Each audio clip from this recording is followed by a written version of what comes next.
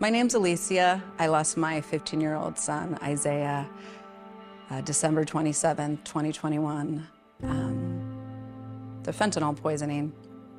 My name is Sandra Kendall, and I lost my son, Benjamin Lorenzo Garcia, on February 16th, 2023. My name is Kathy Davey, and I lost my son, Vince, in January of 23 to an overdose that included fentanyl.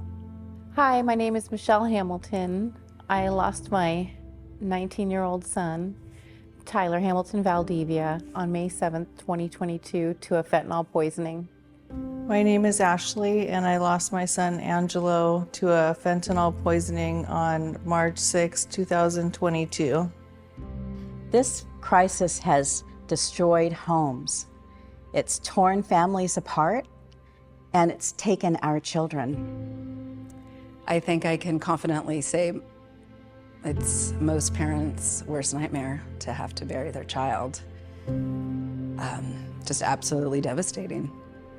And I lost not only my son, but my life as I knew it, because I would never, ever, ever be the same person I was before.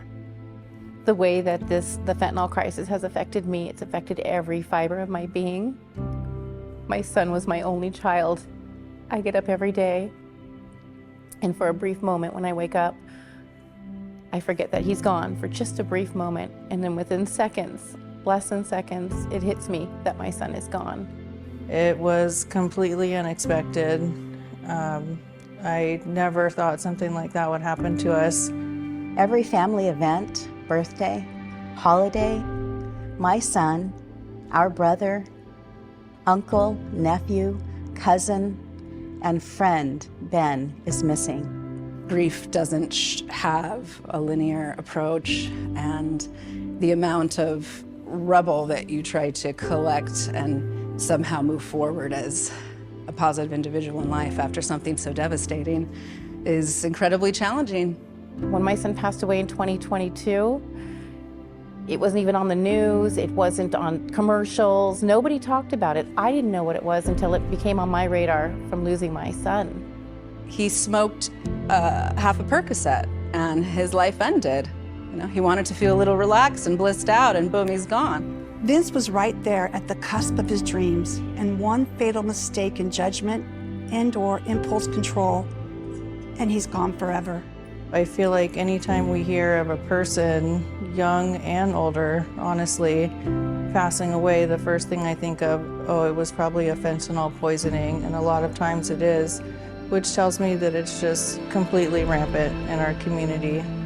The opioid crisis is growing, specifically fentanyl, but there's a lot more out there on the streets. There's such a need for beds and for outreach and education in schools and resources for parents. I remember just there were no resources, and if there were, I didn't know how to get them. People need to talk about what's going on instead of being embarrassed or there's a stigma behind it. We actually need to talk about these things as parents, because if people don't know what's going on or don't know my story, then they don't know how to help their children. Let's stop the stigma against our children who have substance use disorder or mental health disorder. Let's stop the stigma against the parents who have a child with substance use disorder, mental health disorder, or that have passed from a drug-related death. I found my conversations went the best when I was driving with my son in the car. Just at odd times like that, seize those times. Take those opportunities to talk to your child. Those are when you're both listening, and it's just more authentic, and those are your opportunities. Take them. I wish I had taken them. Yeah, we all have the power and opportunity to make a difference. One person matters. We all know from experience what one person can do in our lives. Let's collectively work together to take care of our precious children. You know, you might think maybe you're just one person, but it just takes one person to get with another group of people and really make a difference. I think that's really important. The way I keep going every day since I've lost my son, I feel like losing my son gave me purpose. Purpose to keep going. I have to have hope. It's important to bring awareness. And it's important to raise awareness and the need for more resources here in Monterey County. I'm part of a mom's group, Window of Awareness and Hope, and we feel called to share our stories as hard as they are, to raise awareness of this crisis in the community. We want to stop other moms from experiencing this loss, and most importantly, we want to stop the stigma that comes with addiction. We want to show everyone who we have contact with unconditional love. We want to show everyone who's struggling with addiction that they are loved and that they can get the help that they need. This is our goal. Thank you. You don't have to have powers to be a hero. You could just help people and save people.